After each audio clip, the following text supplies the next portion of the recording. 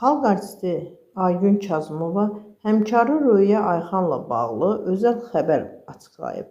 Baku Postaz axşamaza istinadla xəbər verir ki, Pop Kraliça açıqlamasında Röyanın oğlu Hüseynin İngiltərədə universitetə daxil olduğunu bildirib. Röya Ayxan zəng etdi və gözəl bir xəbər verdi. Oğlu İngiltərədə universitetə daxil olub. Çox sevinirəm. Röya da çox sevinirdi. Onun sevincinə bir ana kimi mən də şərikəm. Onu çox gözəl başa düşürəm.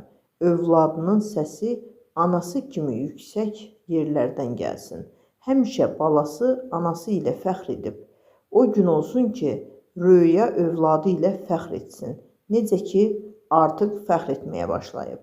Həmişə sevinəsən, həmişə mənə gözəl xəbərlər söyləyəsən və birlikdə sevinək.